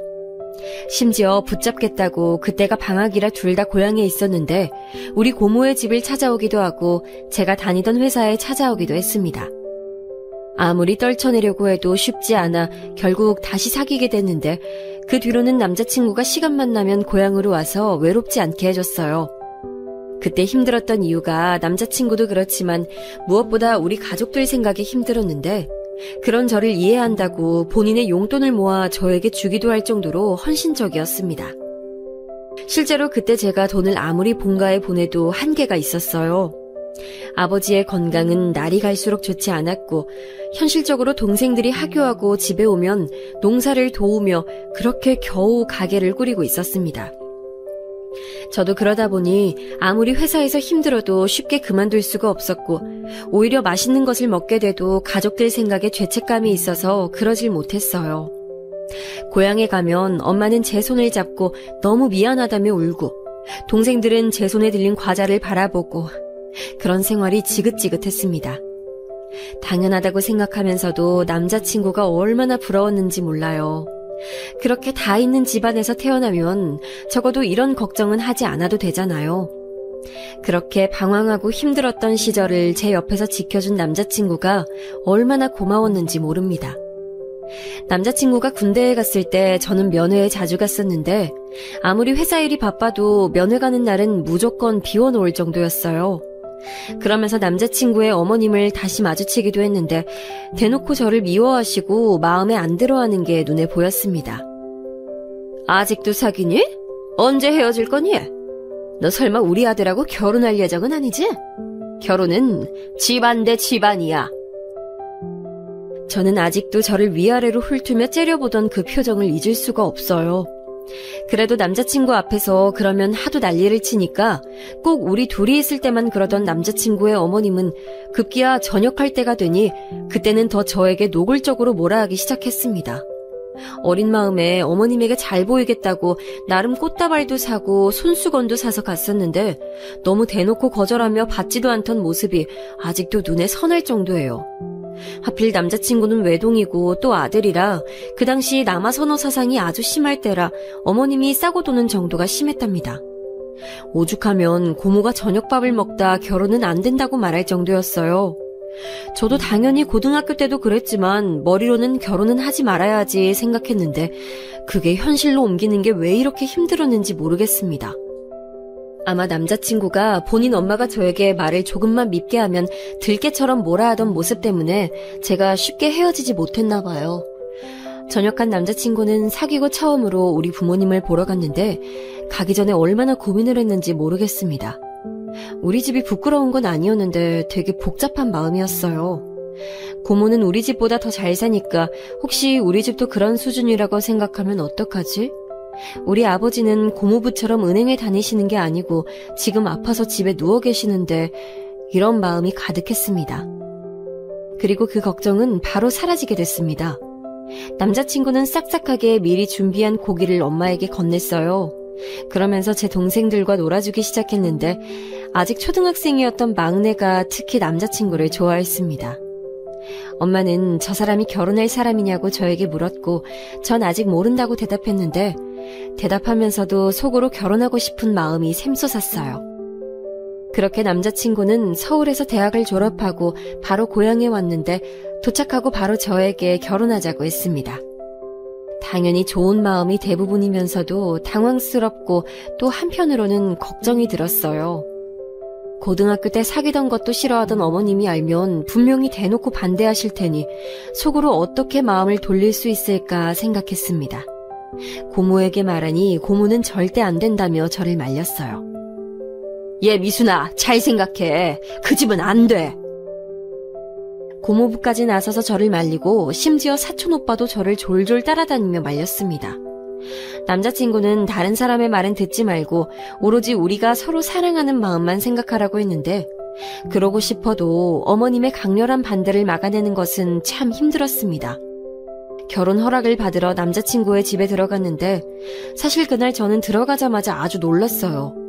초라한 우리 집이 생각나는데 진짜 영화에서나 보던 그런 화려한 집을 보며 입을 다물 수가 없었고 오히려 기가 눌렸던 기억이 납니다. 사귀고 몇 년이나 지나고 처음으로 들어가 본 집이었는데 집에는 어머님도 계시고 아버님도 계셨어요. 아버님은 아주 조용하셨고 어머님처럼 대놓고 반대하시진 않았는데 그렇다고 저를 반기는 것은 더 아니었습니다. 낮고 굵은 목소리로 아버지는 뭐 하시냐부터 시작해서 현재 제가 일하는 곳의 위치, 그리고 본가 집의 주소와 모은 돈까지 아주 세세하게 물어보셨어요. 심지어 제가 동생이 넷이라고 하니까 한숨을 쉬며 나이와 성별을 물으셨죠. 제가 대답할수록 어머님은 표정이 굳으셨고 나중엔 결혼은 무슨 결혼이냐고 저에게 양심도 없다고 내쫓았습니다. 남자친구가 아무리 화를 내도 두 분은 꼼짝도 하지 않으셨어요. 고모에게 이 사실을 전하니 고모는 차라리 그렇게 대놓고 반대해줘서 오히려 고마울 지경이라고 그냥 저보고 정신을 차리라고 했습니다. 남자친구의 어머님은 급기야 우리 회사까지 와서 제게 헤어지라고 하며 헤어지면 아버지의 병원비를 주겠다고 하셨을 정도로 따라다니며 반대하셨어요. 나중엔 회사 사람들도 제 사정을 알게 되어 얼마나 창피했는지 모릅니다. 저도 고모의 말을 듣고 생각하고 고등학교 동창 친구들의 말을 들어보니 이런 결혼은 하더라도 제 행복을 보장해주지 못하겠더라고요. 그래서 결국 또 제 입으로 남자친구에게 헤어지자고 말하게 됐고 그때는 남자친구도 본인 부모님의 의견을 거역하지 못하겠는지 알겠다고 울며 서로 헤어지게 됐습니다. 헤어지고 아무렇지 않을 줄 알았는데 전혀 그렇지 못했고 회사에서도 안 하던 실수하고 멍하게 있느라 버스 정류장을 놓치는 일도 부지기수였어요. 남자친구의 아버지는 사업을 한다고 들었는데 남자친구는 대학을 졸업하고 아버지 일을 물려받느라 아주 바빠 보였습니다. 차라리 그렇게 바쁜 게 낫다고 생각하며 저도 회사 일에 집중하며 시간을 보내려고 했는데 어느 날부터 갑자기 소화가 안 되기 시작했어요. 저는 이별 후유증이라고 생각하며 대수롭지 않게 넘겼는데 어느 날부터는 또 먹은 것도 없는데 아침부터 속을 개워내기 시작했어요. 고모가 이상하게 여겨 같이 병원에 갔는데 거기서 저는 충격적인 소리를 듣게 됐어요. 바로 제가 무려 임신 5개월이라는 소리를 듣고 할 말을 잃고 말았습니다. 고모는 의사에게 지워줄 수 없냐고 물었는데 이미 시기가 너무 많이 지났다고 낫는 것으로 유도하더라고요. 저는 현실이 믿기지 않아 혼자 멍하게 있는데 고모는 당장 제 남자친구에게 책임지라고 해야 한다고 저를 끌고 남자친구의 집 앞으로 데려갔습니다. 그리고 정신을 차려보니 고모와 저는 남자친구의 집에 거실에 들어와 있었어요. 제 임신 소리를 듣고 시아버지는 표정을 굳히고 아무 말이 없었고 남자친구는 되게 복잡한 표정이었습니다. 시어머니는 그래서 그 아이가 자기 아들의 아이가 맞냐고 오히려 따졌어요. 그럼 우리 조카가 다른 남자 아이를 임신했다는 거예요? 그럴 가능성이 있잖아요. 막말로 다른 남자 애 데리고 우리 아들 애라고 우기면 다 아니야? 이 사람이 진짜 보자 아니까? 급기야 고모와 시어머니는 둘이 대판 싸우기 시작했고 집안은 난리가 아니었습니다. 저는 내 배에 아기가 있다는 사실이 믿기지 않아서 한동안 너무 멍한 상태로 있었어요. 고모는 우리 부모님에게 사실을 알렸고 집안은 뒤집혔습니다. 와중에 남자친구는 꼭 결혼하자고, 아기는 하늘이 보내주신 선물이라고, 절대 헤어지지 말라는 소리라며 결혼에 대한 의지가 아주 확고했어요. 우리 엄마는 쓰러지고 고모도 종일 너무 신경을 많이 써서 머리가 아프다고 드러눕고, 그렇게 양가가 뒤집히니 저도 너무 힘들더라고요. 결론만 얘기하자면 아이 때문에 시아버지가 결혼하라고 해서 결혼을 하기는 했습니다. 남자친구가 시아버지 밑에서 일을 배우고 있던 터라 제가 시댁에 들어가서 살기로 했는데, 시어머니가 안 그래도 저를 마음에 들어 하지 않았는데 임신까지 해서 같이 살게 됐으니 시집살이가 말도 아니었어요. 제가 들어간 첫날부터 청소와 빨래를 시키는데 남편이 옆에서 임신한 사람한테 왜 그러냐고 뜯어말려도 들은 척도 하지 않으셨습니다. 부잣집이라 집에 일하던 이모가 없던 것도 아닌데 시어머니는 꼭 제가 집안일을 다 하길 원하셨어요. 이 소리를 듣고 친구들은 일부러 애 유산시키려고 그런 거 아니냐고 할 정도로 악독했습니다. 너는 예단도 안 들고 오고 그냥 애만 임신해서 왔으니 그 정도는 해야지.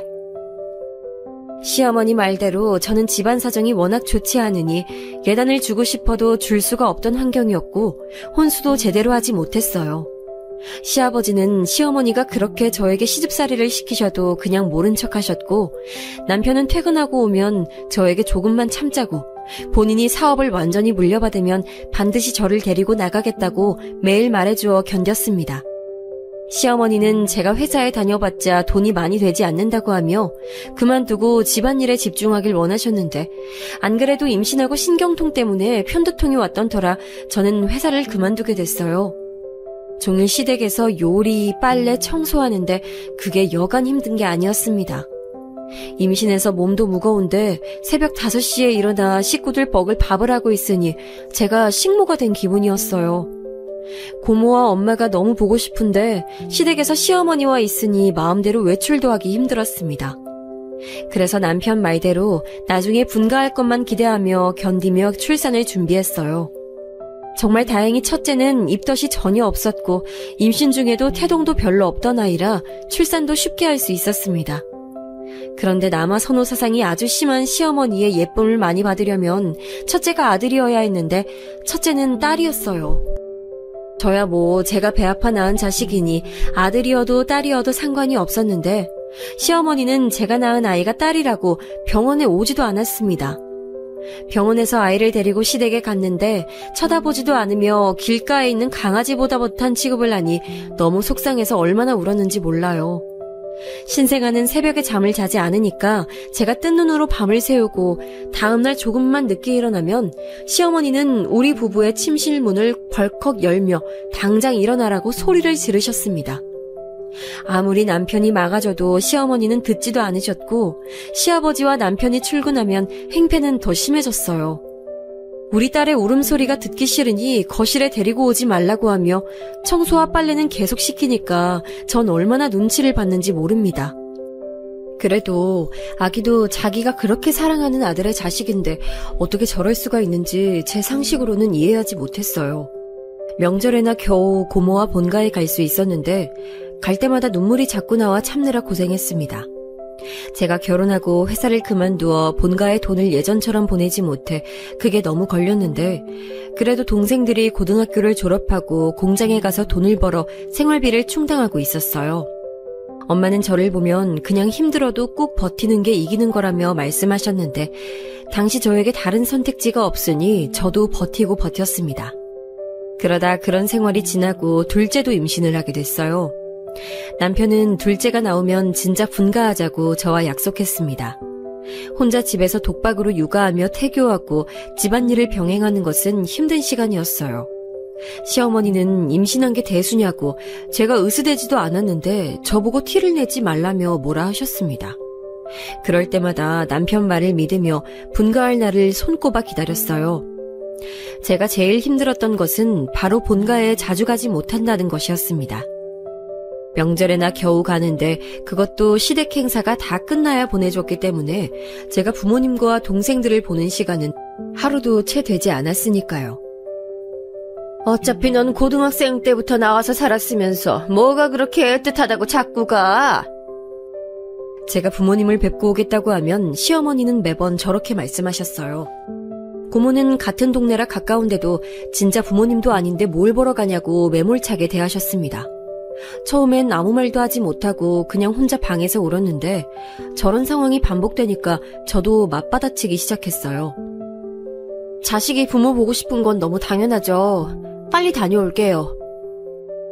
몰래 저렇게 말하고 첫째 딸을 안고 집을 나설 때는 심장이 너무 쿵쾅거려서 제 귀에까지 들릴 지경이었습니다. 남편이 몰래 줬던 비상금을 들고 그렇게 택시를 타고 본가에 가서 동생들과 부모님을 보며 저녁밥을 먹고 시댁으로 왔는데 시어머니는 제가 그렇게 나간 게 너무 괘씸하다고 드러누워 있으셨어요. 남편이 아무리 제 편을 들어줘도 그 집에서는 시어머니의 의견이 가장 우선이라 결국 저는 사과하게 됐습니다. 이런 둘째 임신 기간을 지내며 한 가지 고통이 더 있었는데 바로 입덧이었어요. 첫째 때는 입덧이 전혀 없었고 첫째가 유난히 순한 아이라 출산부터 육아까지 힘들지 않아 몰랐는데 둘째는 입덧이 너무 심해 밥을 제대로 먹지 못했습니다. 그래서 먹은 게 없으니 살이 점점 빠졌는데 시어머니는 그런 저를 보며 자기를 악독한 시어머니로 만든다고 분노하기도 하셨어요. 어머, 새댁, 왜 이렇게 살이 빠졌어? 시어머니와 둘이 외출할 일이 있으면 저렇게 말씀하는 분들이 계시니 시어머니는 저와 외출도 하지 않으셨습니다. 저도 아이가 걱정되어 먹으려고 해도 도저히 넘어가지 않아 고통스러웠는데 옆에서 더 저러니까 눈치가 보여 그나마 먹던 죽도 넘어가지 않았어요. 시아버지는 그래도 첫째 딸을 시어머니처럼 무시하거나 그러지 않고 간간히 챙겨주시며 저도 조금씩 식구로 받아들이고 계셨습니다. 그래도 제가 갈수록 야위니까 걱정된다며 데리고 갈비를 먹으러 가기도 했어요. 남편도 어디서 임산부에게 좋은 영양제와 한약을 사서 오기도 했죠. 시어머니가 아무리 저를 못되게 괴롭혀도 남편만 보고 견딜 수 있었을 정도로 남편 복은 좋았습니다. 그렇게 둘째를 낳았는데 이번엔 시어머니가 그렇게 원하던 아들이 나왔어요. 시어머니는 임신했을 때는 그렇게 저를 구박하더니 막상 아들이 나오자 이번엔 본인이 엄마인 것처럼 싸고 돌기 시작했습니다. 아예 제가 아이를 안고 있으면 저한테 뺏어가서 둘만의 세상에 빠져 있었어요. 아유, 눈은 우리 아들 닮았고 코는 나를 닮았네. 아유, 너무 예쁘다. 우리 아들이 딱 이만할 때 그랬는데 역시 아들 아니랄까봐 자기 아빠랑 똑 닮았어. 첫째 때는 아기가 울면 듣기 싫다고 하셨던 분이 둘째는 울면 목소리가 우렁차다고 나중에 큰 일을 할 것 같다며 대통령감이라고 하셨어요. 저야 물론 우리 아들이니까 좋지만 그건 아들이어서가 아니라 제가 10달을 품고 배 아파 낳은 내 자식이니 좋았습니다. 첫째도 둘째도 똑같이 예쁘고 사랑스러웠어요. 10손가락 깨물어서 안 아픈 손가락이 어디 있겠어요. 다행히 남편도 제 마음과 같아서 우리는 남매를 전혀 차별하지 않았는데 시부모님, 특히 시어머니가 대놓고 둘째를 예뻐하셨어요. 시아버지도 둘째를 더 예뻐하셨는데 그래도 첫째에게 애정은 주셨습니다. 예를 들어 선물을 사주셔도 첫째와 둘째 똑같이 사다 주셨어요. 그런데 시어머니는 마치 집에 둘째만 존재하는 것처럼 과자를 사도 하나만 사서 둘째에게 안겨줬습니다. 당연히 첫째도 아직 아기니까 자기 몫이 없으면 울음을 터뜨리잖아요. 그런데 그런 딸을 보며 시어머니는 울음소리가 시끄럽다고 하고 첫째에게 성질이 더럽다고 하셨어요. 엄마인 제가 그걸 도저히 못 봐서 시어머니에게 따지듯 말하면 저에게도 얹혀 사는 주제에 뭐가 그렇게 불만이냐고 화를 내셨습니다. 그걸 보고 남편과 진지하게 상의하고 분가를 준비하기 시작했어요. 그리고 진지하게 시부모님에게 말씀드렸는데 시아버지는 긴 말 없이 그러라고 하셨는데 문제는 시어머니였습니다. 시어머니가 뭐라고 말씀하셨는지 아세요, 여러분? 저는 내심 속으로 잡으면 어떡할까 고민했는데 저를 잡지는 않았습니다. 이걸 다행이라고 말해야 할지 참 고민이었네요. 대신 시어머니는 우리 부부에게 둘째를 놓고 가라고 말씀하셨습니다. 전 제가 처음에 잘못 들은 줄 알았어요. 재영이는 놓고 가. 재아만 데려가면 되잖니. 어머님, 제 자식을 제가 어떻게 놓고 가요? 왜 그러세요? 왜? 재영이는 내가 키우는 게 낫겠다. 살림도 못하는데 둘 데려가봤자 고생만 하지. 어머니, 애들 엄마한테 너무 그러지 마세요. 그리고 아들을 어떻게 놓고 가요? 시어머니는 너무 진지하게 말씀하셔서 저는 뭐라 말해야 할지 모르겠더라고요. 너무 상식 밖의 말을 상식처럼 말하니까 우리 부부가 이상한 사람이 되는 기분이었습니다. 그러면서 진짜로 아들을 데리고 저에게 주지도 않고 혼자 열심히 품에 끼고 살았어요. 결국 남편이 아들을 빼앗아 분가하게 됐는데 분가한다고 시어머니의 간섭이 사라지는 게 아니라는 것을 그때 알게 됐습니다. 시어머니는 우리 둘째를 보겠다고 매번 집으로 찾아오셨어요. 아침 8시에 현관문을 두드리며 우리 아들 밥을 먹였냐고 묻는 시어머니를 보고 저는 할 말을 잃었습니다. 그나마 남편이 있으면 막아주기라도 했지만 문제는 자꾸 그러니까 시어머니가 남편이 출근하는 시간인 낮 시간대에 자꾸 오셨어요. 아무리 불편하다고 말해도 들은 척도 하지 않는 모습을 보며 나중엔 너무 신경이 곤두서서 머리가 아플 지경이었습니다. 올 때마다 살림 참견부터 시작해서 저와 딸에 대한 노골적인 욕을 하니 나중엔 초인종만 울려도 제가 경기를 일으키니 남편은 시부모님에게 가서 심하게 말을 했어요. 그런데 문제는 바로 남편이 시아버지 밑에서 일한다는 사실이었습니다. 남편이 가서 혼자 말하겠다고 하더니 어떻게 말했는지 완전히 시부모님과 틀어지게 됐거든요. 좋은 거 아니야 하실 수도 있습니다. 하지만 제가 그렇게 시어머니가 저에게 못살게 굴어도 버텼던 이유가 바로 경제적 이유 때문이었는데 남편이 시부모님과 틀어지고 시아버지 사업이 필요 없다고 인연을 끊다시피 하니까 당장 어떻게 살아야 할지 모르겠더라고요. 일단 남편이 서울에서 대학을 졸업했으니 어느 기업이라도 들어가서 돈을 벌 수는 있었는데 문제는 그동안 아빠 회사에서 편하게 일했으니 남 밑에서 일하는 게 너무 벅차하더라고요. 회사를 들어가도 한두 달 만에 그만두고 집에 오니까 막막해졌습니다. 그렇다고 다시 시부모님에게 숙이고 들어가자니 제가 미칠 것 같았고 나중에는 남편은 급기야 시아버지가 하시던 것처럼 본인도 사업을 하겠다고 했어요. 이 말을 듣고 고모와 고모부는 아직 너무 사회 경험이 없는데 사업을 시작하는 것은 도박이나 다름없다고 반대하셨는데 이미 마음먹은 남편의 귀엔 들리지 않았습니다. 그리고 남편은 정말 바로 사업을 시작했는데 주위의 우려처럼 처음부터 잘 되진 않았어요. 하지만 본인이 너무 열심히 하니까 제가 뭐라 하기도 그래서 저는 집에서 열심히 아이들을 육아했는데 현실적으로 생활비가 점점 부족하니까 견디기 힘들었습니다. 제가 어릴 때는 굶었던 날이 많았는데 막상 우리 아이들을 굶기니까 너무 속상해서 미친 척을 하고 고모네 집에 애들을 데리고 가서 먹인 적도 수도 없이 많아요. 그럴 때마다 너무 비참하고 슬퍼서 자꾸 눈물이 나왔는데 더 슬펐던 것은 그래도 자꾸 고모네 집에 의지하는 자신이 싫었습니다. 저와 남편은 시어머니가 그렇게 저를 괴롭힐 때는 오히려 돈독했는데 집에 돈이 없으니 점점 부부싸움을 하는 횟수도 많아졌어요. 그렇게 힘들면 다시 우리 집으로 들어가자. 그럼 됐지? 어머님이 나한테 어떻게 하는지 알고도 그런 소리가 나와? 그럼 나보고 어떡하라는 거야? 나도 힘들어. 그만해. 아이들은 점점 커봤는데 남편이 벌어오는 돈은 없고 저는 마음 같아서는 저라도 나가서 공장에서 돈을 벌고 싶었는데 현실적으로 아이가 둘이나 어리니 그럴 수도 없었죠. 결국 저는 둘 다 굶길 수는 없으니 시어머니가 말했던 것처럼 남편에게 둘째는 시부모님에게 맡기자고 했어요. 남편은 알겠다고 하고 시댁에 둘째 아들을 맡겼고 시어머니는 좋아하며 아들을 싸고 돌았습니다. 그 뒤로 남편은 간간히 공사장에 가서 일당을 벌어왔고 저도 첫째 딸이 어느 정도 크니까 아이를 어린이집에 보내고 잠깐씩 식당에 가며 일하며 생활비를 벌기 시작했어요. 그러면서 아들을 반드시 초등학생이 되기 전에 되찾아오겠다고 생각하고 견디고 있었는데 시어머니는 제가 아무리 찾아가도 둘째를 보여주지 않았습니다.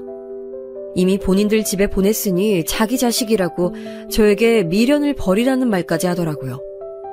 이것 관련으로 남편과도 수도 없이 싸웠는데 웃겼던 점은 제가 가면 들여보내지 않았는데 본인 아들이 찾아가면 또 반기는 시어머니 모습이었습니다. 그렇게 지내던 어느 날 갑자기 친정엄마가 울며 전화가 왔어요. 전화 내용은 아주 충격적이었는데 바로 친정아버지가 돌아가셨다는 소식이었습니다. 저는 엉엉 울며 남편에게 말하고 시댁에 들려 둘째를 데리고 가려고 했는데 시어머니는 제가 울면서 아버지가 돌아가셨다고 해도 문을 열어주지 않았어요. 보다 못한 남편이 들어가서 아들을 억지로 데리고 나왔는데 심지어 시부모님은 우리 아버지 장례식장에도 오지 않으셨습니다. 고모가 옆에서 시부모님을 욕하는 것을 들으며 저는 속으로 도저히 저런 집과는 평생을 함께하기 힘들다고 여겼어요. 그리고 장례가 끝나고 남편에게 이혼을 제안했습니다. 나 진짜 당신 부모랑 가족이라고 생각이 들지 않아. 우리 그냥 그만하자. 그러면 오히려 어머님도 좋아하실 거야. 여보, 내가 진짜 잘할게. 내가 더 노력할게. 이혼은 안 돼. 그럼 우리 애들은 어떡해? 애들은 내가 데리고 가고 싶어. 내가 어떻게든 애들 키울 거야. 마지막으로 그건 당신이 도와줘. 남편은 울며 절대 안 된다고 제 앞에서 무릎을 꿇고 말했는데 저는 이미 돌아선 마음이라 동요하지 않았어요. 우리 아버지 장례식장에도 나타나지 않는 시부모와 가족이라고 할 수 있을까요? 저는 아무리 남편이 돈을 못 벌어와도 저를 사랑하는 것은 느껴졌는데 아무리 사랑해도 저렇게 제 존재 자체를 미워하는 시어머니와 가족을 하는 것은 너무 힘들었어요. 남편과 서로 울며 속에 있는 얘기를 다 꺼냈는데 나중엔 남편도 제 뜻을 존중해줬고 미안하다고 하더라고요. 본인이 능력이 부족해서 이런 결과가 나온 것 같다고 자책하길래 절대 그런 게 아니고 당신은 훌륭하고 멋진 사람이라고 말하고 서로 합의하고 이혼하게 됐습니다. 제 마지막 부탁인 아들을 데려와 달라는 부탁까지 들어주고 남편은 너무 울어서 얼굴이 퉁퉁 부은 채로 마지막 인사를 했어요. 그리고 저는 2명의 아이를 데리고 홀로 서기를 시작했습니다. 동네에 있으면 시어머니가 찾아올 수도 있으니 무작정 서울로 올라갔어요. 마지막으로 엄마와 고모를 보고 동생들도 보고 눈물이 나와도 꾹 참으며 무조건 성공해야겠다고 다짐했습니다. 그때 애들 나이가 첫째가 6살이고 둘째가 4살이었어요. 남편에게 받은 위자료로 쪽방 하나를 구해서 무작정 나가서 일을 구했습니다. 애들 다닐 어린이집도 알아보고 아이들이 어린이집에 가 있으면 그 시간에 식당에 가서 일하고 아이들이 어린이집에서 돌아오면 집에서 인형에 누나를 붙이며 소일거리를 했어요. 시어머니 눈칫밥을 먹으며 수선하는 것도 알게 됐는데 덕분에 수선 일도 하며 돈을 벌 수 있었습니다. 밤에도 자지 않고 아이들이 잘 때 작게 불을 켜고 수선하느라 잠을 제대로 잘 수도 없었어요. 그래도 돈이 조금씩 모이니까 아이들을 굶기지 않아도 돼서 얼마나 기뻤는지 모릅니다. 그렇다고 제가 풍족하게 해줄 수는 없었는데 그래도 제 곁에서 아이들과 있으니 기뻤어요. 다만 딸과 달리 아들은 시어머니와 살며 맛있는 것도 마음껏 먹고 여유롭게 지내던 날들이 있으니 불평불만을 하기는 했습니다. 할머니가 보고 싶다는 말도 했었는데 어린아이니까 그럴 수도 있다고 생각하면서도 슬퍼서 혼자 화장실에서 얼마나 울었는지 몰라요. 속상한 마음으로 더 열심히 일하며 아이들을 키웠습니다. 연락처를 알려주지 않아 아마 남편이 우리를 보고 싶어도 찾을 수가 없었을 거예요. 명절 때도 고향에 내려가지 못했는데 명절에 마트에서 일하느라 그랬습니다. 휴일이 있어도 쉴 수가 없었고 진짜 하루도 쉬지 않고 일했어요. 아이들이 학교에 가고 시간이 조금 더 생기면서 제가 일하는 시간도 더 늘어났습니다. 그때를 생각하면 첫째 딸에게 유독 미안한 마음이 더 들어요. 제가 밖에서 일하느라 집에 늦게 들어가면 철없는 둘째를 밥 먹이고 혼자 빨래와 청소하던 딸이 얼마나 고맙고 또 안쓰러웠는지 모릅니다. 아이들이 중고등학교에 갔을 때는 아예 공장에 주간으로 가서 일하며 돈을 벌었어요. 아파도 아픈 티를 전혀 내지 않았고 그때는 그제야 짬이 나서 고향에 방문하기도 했습니다. 그러다 아이들이 고등학생 때였는데 고모에게 뜻밖의 소리를 듣게 됐어요. 얘, 너희 시댁 망했어. 다 말아먹었대. 그리고 네 전 남편은 어디 갔는지 지금 아예 못 본 지 오래됐어. 저는 고모의 말을 듣고 너무 놀랐습니다. 그렇게 잘 나가던 시아버지의 사업이 망했고 살던 집까지 팔아막으려고 했지만 걷잡을 수 없이 망해서 사라졌다고 해요. 전 남편은 시댁이 망하기 전에도 별로 볼 수가 없었는데 시댁이 망한 뒤로는 동네에서 아예 신기루처럼 사라졌다는 고모의 말에 씁쓸하면서도 복잡한 생각이 들었습니다.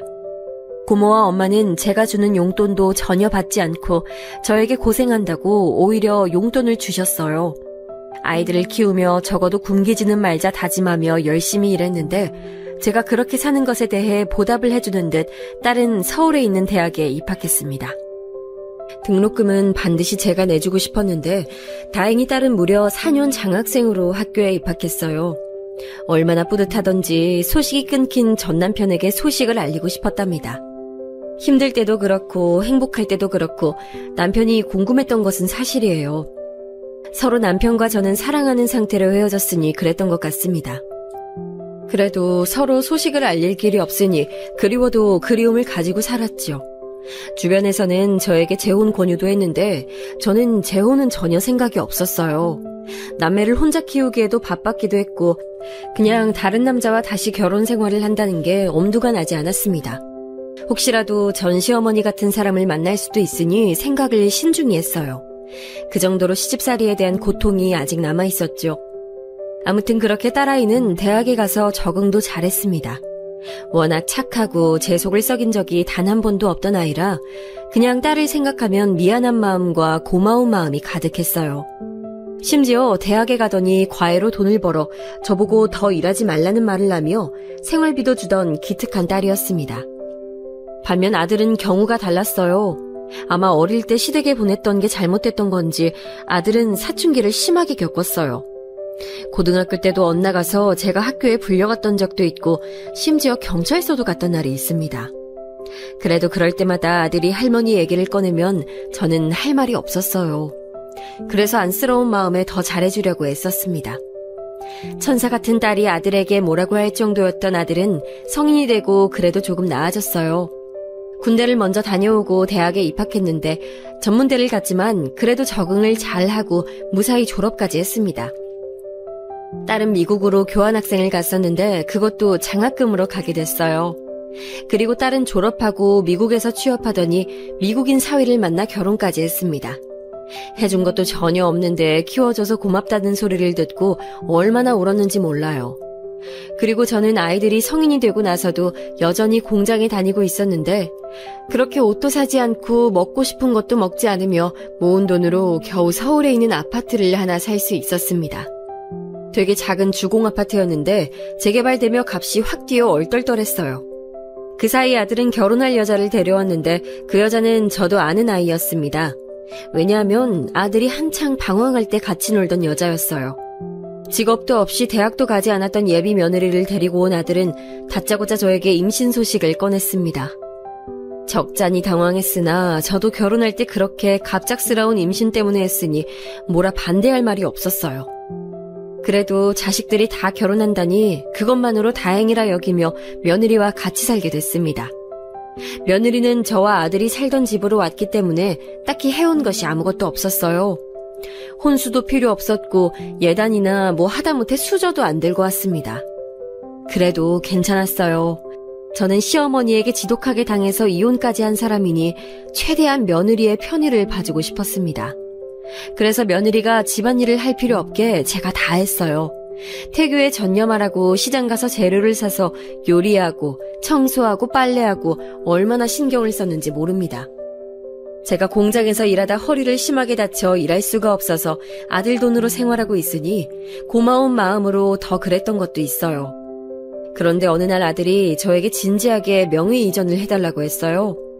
자기가 아이 낳으면 대출을 받을 건데 그러려면 본인 명의의 집이 있어야 편하다는 이유로 간절하게 요구하길래 저는 아무 의심도 하지 않고 순순히 명의를 넘기게 됐습니다. 그리고 명의가 넘겨지자마자 아들은 저에게 눈치를 주기 시작했어요. 또한 며느리도 출산하고 아이 돌보는 것이 힘든지 제게 노골적으로 짜증도 늘어나고 급기야 소리도 질렀습니다. 그래서 그 뒤로 저는 하루하루가 눈치 보여 살 수가 없었어요. 며느리를 보며 예전 시어머니 생각도 들고 너무 비참했는데 제가 할 수 있는 게 없으니 더 속상했습니다. 다시 공장에 가서 돈을 벌고 싶어도 허리를 다쳐서 조금만 움직여도 아파 일할 수가 없었거든요. 그런 제 상태를 알면서 며느리는 저에게 소리를 지르며 이렇게 말했습니다. 어머니, 밥만 축내지 말고 나가서 돈 벌어오세요. 그 말을 듣고 진짜 시어머니의 환생인 줄 알았어요.